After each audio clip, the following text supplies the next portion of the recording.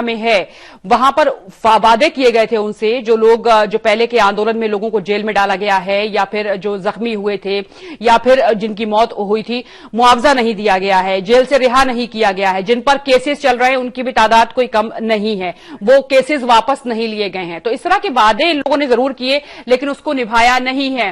कमल भार्गव मेरठ से हमारे सहयोगी हमारे साथ जुड़ रहे हैं, पवन सिंह सेंगर लखनऊ से हमारे साथ जुड़ रहे हैं। सबसे पहले हम कमल का रुख करेंगे। कमल, मेरठ में आप लगातार वहां पर राजनीतिक सरगर्मी देख रहे होंगे, गलियारों में भी और सड़कों पर भी। क्या लगता है बीजेपी वहां पर कितना फायदा उठा सकती है और बीजेपी की कोशिश क्या नजर आ रही है?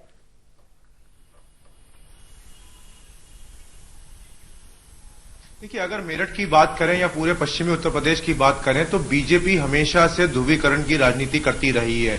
और खास तौर से मैं मेरठ के लिए कहना चाहूंगा कि जिस क्षेत्र में आज अमित शाह आ रहे हैं वो क्षेत्र हमेशा से माना गया है कि वो ध्रुवीकरण की राजनीति से ही सीट निकाली जाती है। वहां पर कई सालों से, कई वर्षों से डॉक्टर लक्ष्मीकांत वाजपेयी जो पूर्व प्रदेश अध्यक्ष रह चुके हैं वहां के कैंडिडेट हैं और वो इसके माहिर माने जाते हैं। तो लिहाजा अगर उसको सबको मद्देनजर देखा जाए तो ये सामने निकल के आता है कि जो अमित शाह का जो आज पदयात्रा रखी गई है वो ध्रुवीकरण को लेकर ही करी गई है। दूसरा ये भी माना जा रहा है कि जिस तरीके से विरोध हो रहा है या फिर जिस तरीके से टिकट बांटे गए हैं अन्य पार्टी द्वारा, खासतौर से बहुजन समाज पार्टी और समाजवादी पार्टी का, तो उसको भी कहीं ना कहीं इन लोगों ने निगाह में रखा है। और उसी वजह से आज पहली बार इतिहास में हो रहा है कि राष्ट्रीय अध्यक्ष खुद आ रहे हैं और वो सड़कों पे चलेंगे और वोट मांगेंगे। तो कहीं ना कहीं ये कहा जा सकता है कि जो मेरठ का इलाका है वहां पर हिंदू मुस्लिम की राजनीति होती है और उसी को देखते हुए आज इस तरीके का कार्यक्रम किया गया है। हालांकि एक एजेंडा ये भी सामने नजर आता है कि क्योंकि कल प्रधानमंत्री को आना है, 2014 में भी उन्होंने सबसे पहले रैली जो की थी वो वेस्टर्न यूपी में करी थी, मेरठ में करी थी और वो शायद इतिहास दोहराना चाहते हैं कि मेरठ में एक बार फिर विधानसभा के लिए जो चुनाव है उसकी रैली का आगाज यहां से करें। तो उसका एक माहौल बनाने की भी कोशिश करी जा रही है। और तीसरी एक बात जरूर मैं जोड़ना चाहूंगा कि कहीं ना कहीं जो मेरठ शहर विधानसभा की सीट है वो बहुत ही प्रतिष्ठित सीटों में से मानी जाती है। मेरठ जिले में 7 विधानसभा की सीटें हैं जिसमें से सबसे इंपॉर्टेंट सीट अगर बीजेपी के लिए है तो वो मेरठ शहर विधानसभा की है। और मैंने जैसे कहा कि डॉक्टर लक्ष्मीकांत वाजपेयी वहां के कैंडिडेट हैं, तो कहीं ना कहीं उनके रेस्क्यू के लिए भी ये पूरा कार्यक्रम संयोजित किया गया है कि कहीं ना कहीं उनको बेनिफिट हो और जो प्रतिष्ठा दांव पे लगी हुई है उसमें वो लोग सफल हों। जी बिल्कुल। और पवन का हम रुख करेंगे। पवन, आपको क्या लगता है कि ये अगर हम, क्योंकि अभी हम बीजेपी के लिए ही बात कर रहे हैं, मेरठ क्यों खास बन गया है तमाम और पार्टियों के लिए भी? देखिए, फर्स्ट फेज का चुनाव है और मेरठ खास तौर से अगर देखा जाए तो राजनीति के हिसाब से, ध्रुवीकरण के हिसाब से और जो वेव फर्स्ट फेज के चुनाव के बाद निकल करके second phase, third phase, fourth phase में जाना है, उसका कहीं ना कहीं इस बात को लेकर के बीजेपी खास तौर से अपने को मजबूत दिखाने का प्रयास मेरठ से शुरुआत करेगी। उसका कारण केवल यही है कि समाजवादी पार्टी और कांग्रेस का गठबंधन है। बीएसपी पहले से पश्चिमी उत्तर प्रदेश में मजबूत मानी जा रही थी और यह माना जा रहा था कि बीएसपी और बीजेपी में फाइट होने वाली है, लेकिन कांग्रेस और समाजवादी पार्टी का जैसे ही गठबंधन हुआ परसेप्शन बदला और इस बात को कयास लगाए जाने लगे कि समाजवादी पार्टी और कांग्रेस का गठबंधन बेनिफिट में जाने वाला है। और खासतौर से पश्चिमी उत्तर प्रदेश में जहां ढेर सारी घटनाएं पिछले 5 सालों के दौरान हुई, जिसमें पहली बार बीएसपी सुप्रीमो मायावती अगर कहा जाए कि सड़कों पर आई थी विरोध करने के लिए, तो पहली बार पश्चिमी उत्तर प्रदेश में वो आई थी। उसके बाद खासतौर से लक्ष्मीकांत वाजपेयी जो प्रदेश अध्यक्ष रहे बीजेपी के, वो मेरठ से चुनाव जीत करके लगातार आते रहे, इस बार भी वो प्रत्याशी हैं। और जैसा कि हमारे संवाददाता ने बताया कि पिछली बार नरेंद्र मोदी खुद मैदान में उतरे थे और मेरठ ही उन्होंने चुनाव किया था।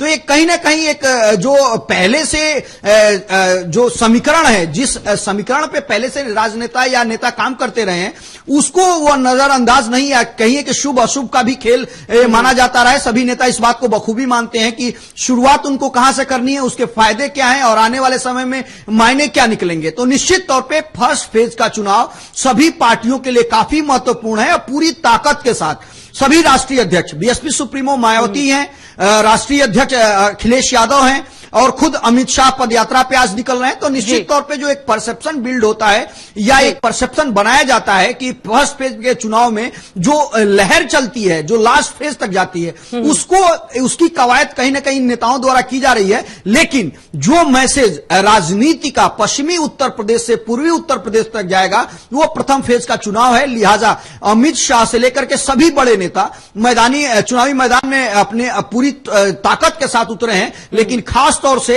बीजेपी पहली बार केंद्र में सरकार ऐसी आई है जो उत्तर प्रदेश में पिछले कई दशकों में बीएसपी और समाजवादी पार्टी को छोड़ करके कोई तीसरी पार्टी है जो मजबूती से अपना दावा ठोक रही है। लिहाजा बीजेपी इस बात को बखूबी जानती है। बिल्कुल पवन, आएंगे आपके पास, बिल्कुल आएंगे आपके पास। और पूरे पश्चिमी उत्तर प्रदेश की सामाजिक संरचना पर गौर करें तो इसे मुख्यतः जाट बहुल इलाका और मुस्लिम बहुल आबादी वाले इलाके के तौर पर जाना जाता है। पश्चिमी यूपी के 27 जिलों में हिंदू आबादी 73% है, जिसमें ज्यादातर जाट और गुर्जर हैं। लोकसभा में सभी सीटें बीजेपी को सौगात देने वाले इलाके में हवा इस कदर चली थी कि चौधरी चरण सिंह की विरासत भी अजीत सिंह को नहीं बचा पाई और कांग्रेस, एसपी, बीएसपी और का सुपड़ा ही साफ हो गया था। लेकिन इस बार समीकरण पूरी तरह बीजेपी के खाते में जाते हुए दिखाई नहीं दे रहे हैं। बीजेपी से नाराज चल रहे जाट और मुस्लिम वोटों के कांग्रेस एसपी गठबंधन में जाने के खतरे के बीच अगर पश्चिमी यूपी में बीजेपी को मनमाफिक वोट नहीं मिले तो इसका खामियाजा उसे यूपी के बाकी चरणों में भी उठाना पड़ सकता है। यहां तक कि सरकार बनाने का सपना भी चूर चूर हो सकता है। 1991 में 221 सीटें जीत चुकी बीजेपी उसी इतिहास को दोहराना चाहती है, लेकिन 2012 में विधानसभा की 47 सीटें हासिल कर पाने की टीस भी साथ में है। बहरहाल पार्टी पश्चिमी यूपी को किसी भी सूरत में नजरअंदाज नहीं कर सकती, क्योंकि पार्टी अध्यक्ष शाह और प्रधानमंत्री मोदी दोनों की किस्मत दांव पर लगी हुई है। तो यहां से शुरुआत भले ही हो रही है और एक अच्छे सोच के साथ यहां पर किया जा रहा है। प्रधानमंत्री की यहां पर रैली भी है, जैसा कि हम आपको बार बार बता रहे हैं। क्या बीजेपी अपने आप को यहां पर जमता हुआ देख पा रही है? क्या बीजेपी को लग रहा है कि अगर वो 2 सीटें या 3 सीटें भी ले जाती है तो उसको कुछ फायदा होगा? फिलहाल जान लेते हैं थोड़ा सा। हमारे सहयोगी कमल हमारे साथ मौजूद हैं। कमल, यहां पर हम कुछ जातिगत समीकरण जो हैं वहां के मेरठ के, वो हम बताने की कोशिश कर रहे थे। जहां पर एक तरफ जाटों का आंदोलन जो नुकसान कर रहा है लगातार बीजेपी को, और ये उसका फैसला भी है, एजेंडा भी है कि हम नुकसान बीजेपी को करेंगे क्योंकि उन्होंने हमें फायदा नहीं पहुंचाया है, उन्होंने हमारी मांगे पूरी नहीं की हैं। आपको क्या लगता है कि क्या जाटों को मनाने में कामयाब बीजेपी हो पाएगी?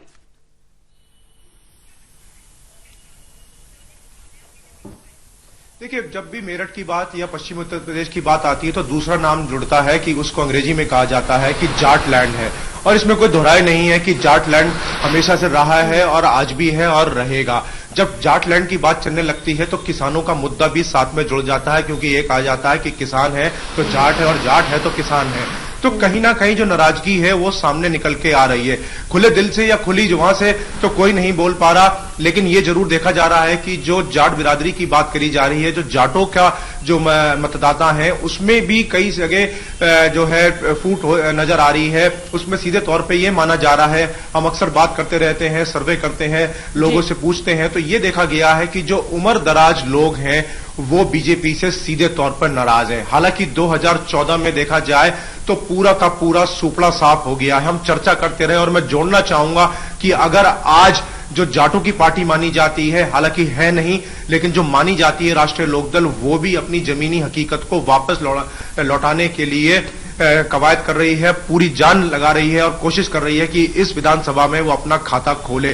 तो कहीं ना कहीं देखा जाए जो उम्र दराज लोग हैं वो खुले दिल से बीजेपी के खिलाफ है, लेकिन जो यंग जनरेशन है वो कहीं ना कहीं बीजेपी के साथ है। उनका ये कहना है कि अब हम गांव देहात की राजनीति से उठकर, यानी कि आप ये बताने की कोशिश यहां पर कर रहे हैं कि जाटों में भी कोई एक राय नहीं है, जाटों की राय बटी हुई है और साथ ही वो कोई एक पार्टी को सिर्फ फोकस नहीं कर रहे हैं। हो सकता है कि वो किसी और पार्टी के साथ हो, कुछ जाट जो है वो किसी और पार्टी के साथ हो, क्योंकि हम बता दें आपको कि जो हमारे भारत में जाटों की जो पूरा समीकरण देखा जाता है या उनकी आबादी जब देखी जाती है तो टुकड़ों में है, अलग अलग संगठन है, अलग अलग उनका एजेंडा रहता है, अलग अलग फोकस रहता है कि वो कब किस पार्टी को सपोर्ट करने लगे ये कोई नहीं कह सकता। लेकिन फिलहाल कमल आप बने रहिए हमारे साथ, हम पवन का रुख करेंगे। पवन, आपको क्या लगता है मुस्लिमों को मनाने में कितनी कामयाब बीजेपी यहां पर होती हुई दिखाई दे रही है? और किसानों की भी यहां पर बात करेंगे क्योंकि बड़ी तादाद में किसान भी वहां से आते हैं, तो घोषणा पत्र से कितना लुभा पाई बीजेपी?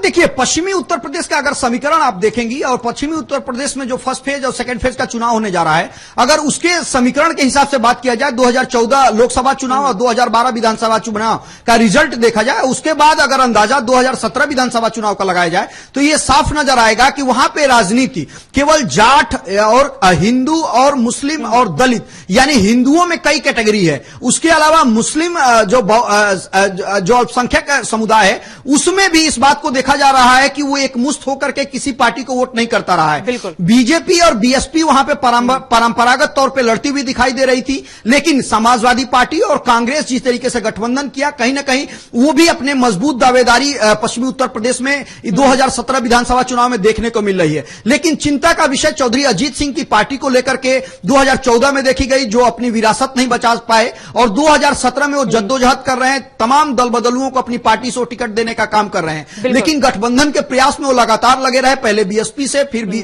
समाजवादी पार्टी से, लेकिन उनका गठबंधन नहीं हो पाया क्योंकि मौका परस्त माने जाते हैं। चुनाव में और चुनाव के बाद जो रिजल्ट आता है उसके हिसाब से वो काम करते हुए दिखाई देते हैं। लिहाजा जो समाजवादी पार्टी का घोषणा पत्र है और खासतौर से बीजेपी का विजन डॉक्यूमेंट और घोषणा पत्र है, उसमें खासतौर से किसानों को लेकर के, गन्ने के भुगतान को लेकर के 145 दिन का टारगेट रखा है बीजेपी ने कि तत्काल प्रभाव से भुगतान कराया जाएगा, किसानों का कर्ज माफ किया जाएगा, किसी भी बैंक का कर्ज हो उसको माफ किया जाएगा। लेकिन इन तमाम चीजों से, यानी विकास और आने वाले वादों से अलग हट करके जो जातिगत समीकरण है वो अभी तक बहुत मायने रखते हैं चुनाव में, और देखने को मिला है पिछले चुनाव का अगर नोटबंदी से देखा जाए बिल्कुल तो तमाम नोटबंदी से भी जो खासा नुकसान किसानों का हुआ है, और जो हमने भी खबरें दिखाई हैं कि अपनी पर्चियां लिए हुए, गन्ने की ट्रॉली लिए हुए वो लोग खड़े हुए हैं लाइनों में, पता नहीं कितने कितने दिनों तक वो लोग खड़े रहे हैं और कितने परेशान हुए हैं, क्योंकि जो किसानों का जो अपना एक जरिया रहता है वो सिर्फ डेबिट कार्ड से नहीं होता, क्योंकि उनके पास कार्ड नहीं होते, वो कैश से होता है सारा, और उन्हें खासी दिक्कतें हुई हैं। हालांकि बाद में उसे जरूर डैमेज कंट्रोल किया गया सरकार की तरफ से।